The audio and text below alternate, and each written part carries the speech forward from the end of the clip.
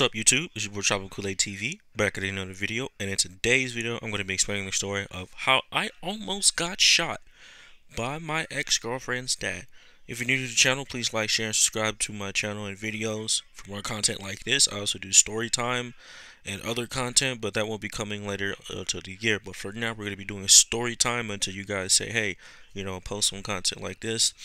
Also, we'll be collaborating with some other YouTubers that I personally know on a personal level, and we're gonna see if we can do this together. We want both of our channels to subscribe to both of our channels, and we want both of our channels to also grow together instead of alone. So let's go ahead and get into it. So this story starts off around my junior slash senior year of high school. I was a pretty normal kid, played basketball in high school. I did pretty normal stuff. Went to, I don't know if okay, so I didn't went to work. My fault. I kind of forgot. It's been so long since I've been out of high school, man. It's been almost 3 years this year. It'll be 3 years this year, actually. So this took place at my other high school that I went to, City King High School, and there's this pretty cool chick named Shelby. Right? Shelby was this pretty cool white girl, tall, blonde hair. We're not gonna say any things about her, but anyway, she was a pretty cool chick all the way. I met her in one of my social studies class when I was a junior, and we just started talking, and come to find out she's actually an anime freak like I am, but she's more of like a more anime freak than I am. I like watching Dragon Ball Z Super. She watches literally almost every anime that's out there, and you can probably name any anime character that's out there right now. So this tops it off that she is probably a bigger anime freak than I am. So we go to a place inside of lunch. You know what I'm saying? I see her at lunch, and I go up to talk to her. I'm like, hey, what's up? My name's Q. She's like, yeah, I know who you are. You're in my social studies class. Fourth period. I'm like, yeah, we were in the same class, and so we just started talking and rambling and stuff like that, and it got to the point where I started walking her home. She started making sure I ate. She came to the house. I came to my house sometimes, and she ate dinner with me and my family. So one day, I asked her out. She said, yeah. So we're already a month in relationship. Her mom loved me. Like, her mom loved me a lot. But one thing I was really confused about was, why didn't her dad meet me yet? Why all this time I've been dating you and I have not met your dad? So one day she asked me, she's like, hey babe, do you want to go to my house so you can meet my parents? And I'm like, well, yeah, I already met your mom, but what about your dad? And she got kind of quiet, so I knew something was fishy up with her dad.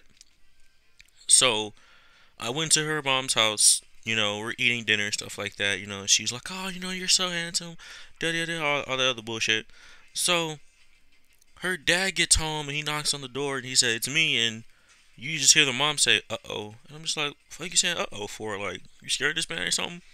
So now, before I say this, I know there's going to be somebody in the comment section talking about some, man, where does he live at? It's over and done with now, man. This is almost 3 years old, but he walked in the house and he seen me, and well, I don't even know if I should even say this on YouTube or not, but he goes, why is that nigger in my house? And at first I was like, what the fuck did you just say to me?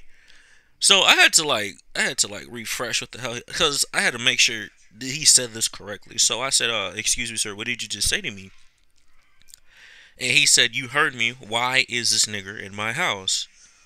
So I knew I was dealing with the typical white dad who didn't like black people at all. So when you come across a family like this, or a guy like this, obviously something that happened in the past with him, or something happened to his family member in the past that was affected by him and he didn't like.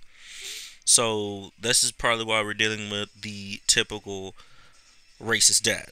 So I walk up to him and I say, yo, like, that's disrespectful. You don't say that. And he was like, well, I'm sorry, I don't allow black people inside of my house. And I asked him why. He didn't give me a reason. So he's like, you got about 10 seconds to get out of my house before I shoot you. And I'm just like, shoot me? I'm like, man, you're not going to shoot me. So legitly, I stood there. He went in the room.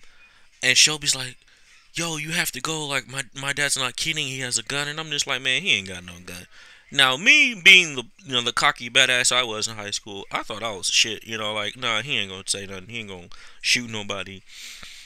Dude came out the room with a Colt 45, pointed it at me, cocked it back, and I took off running, dude. He shot at the wall, and I just took off running. I told Shelby, I'm like, look, I love you, yo, but I can't do this no more. I cannot deal with your family. I can't damn sure can't deal with your dad. So she started crying. She's like, please don't leave. She's like, you're the only boyfriend that I've ever had. And I said, I understand that, but I'm not supposed to be sitting here dealing with your racist dad. So we ended up breaking up, and it was really, really hard because she had an attachment to me, and knowing the fact that she couldn't call me every day, like she couldn't see me every day, really, really did tear her up. So about a few weeks later, her dad gives me a call on my phone, and I'm just like, the hell? So I answer it, and he's like, hey, this is Shelby's dad. Wanted to talk to you. And I said, no, like, you're not going to sit here and be racist to me one time, and they're just going to sit here and think I'm going to accept it. So I said, no. So I hung up, and I didn't answer his calls for about 3 or 4 times. So Shelby called me, and she's like, yo, like, can you please answer my dad's call? He really wants to talk to you. So I'm like, all right, I'm going to give the man a chance. So what I did was I answered the phone. I said, look, if you don't talk, like, start talking like 5 seconds, like, I will hang up this phone and I will block your number. And he was like, well, I'm sorry for the way I acted towards you. And he was like, I lost my parents to black people. And I'm just like, wait, what? I never knew that you lost your parents to black people. Like, why didn't you just say this shit from the get go, instead of pulling out a Colt 45, trying to damn near killing my ass? He was like, well, I really didn't mean to do that. He was like, I'm just protective over my daughter. And I'm just like, my Nikwa, I understand, but you still didn't have to pull out a gun on me, dude. Like, you could have just said, hey, get out my house. Okay, you could have just said that. If you would have said it in a very nice way, I would have just did what you asked and I would have just left. But no, you decided to call me a Nikwa. I don't like saying the N word, know what I'm saying? Because I don't want my channel getting flagged, but all types of black people that are black YouTubers, tubers, they say that shit all the time. So I just don't want to say it because you know what I'm saying. Some people get offended when I say the N word, but no, man, I was like, okay, well, you lost your people. I understand that, but you can't just damn near assume that every black person you come across to is gonna hurt your daughter. Like, and what was funny was that Shelby told me that she never dated a black person before, so it was her first time getting a little taste of that black meat. You know what I'm saying? No, I'm just kidding. So I go to his house, and the door opens, and I walk inside, and she's sitting there. She gets excited, and she sees me. She runs to me and hugs me, and her dad's like, "Well, he's not here for you. He's here for me." And what was funny was that she didn't even know that he contacted me. This was her first time knowing. So I was like, wow, you didn't even tell your daughter that I was coming by. Okay, well, I see how it is though, bro. So we go in this office and we talk, and I was like, well, I assume that there's a backstory to this, right? And he was like, well, yeah, there is. And he was like, I'll explain it. So he said, and I quote, my parents lost their lives because of their stupidity. And I'm just like, okay, well, that ain't your fault, homie. Like, that's not your fault. And I was like, well, tell me what happened. He was like, well, my parents had a neighbor who was black, and all he asked was for him to just tell the others just to stay out of his yard, including him. And I was like, oh, okay, well, what else happened? And he was like, well, somebody went in the yard one night in his backyard and he got a gun, went out to the backyard to see what the noise was about. And when he came to the backyard, my parents was back there and they were just telling him that, hey, we left something here in your backyard. And I was sitting here thinking like, okay, well, obviously they were fucking retarded if they just left something in his backyard. Obviously they were playing with this man. And let's not forget to mention this man was a World War II veteran. So it was it was easily noticeable that this dude did not fucking play at all. So he was like, well, the man said, "What the hell are you two doing in my backyard?" He was like, "I didn't want nobody in my backyard. I don't want nobody on my property, period. What is y'all doing here?" And he was like, "Well, my parents was just stupid at the time, and they were just was like, yeah, we left something back here."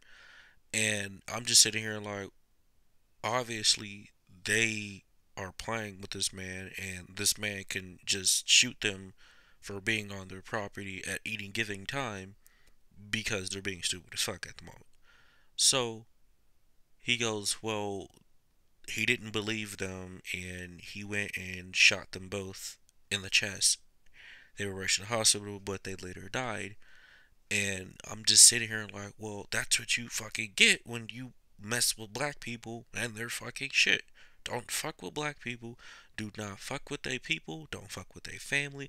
Do not fuck with their friends. And please, please do not fuck with their property. Black people hate it when the other people are on their property, man. I keep telling these white people, man, y'all gotta stop getting on black people shit, man. Get your shout out here in the hood. No, I'm just kidding.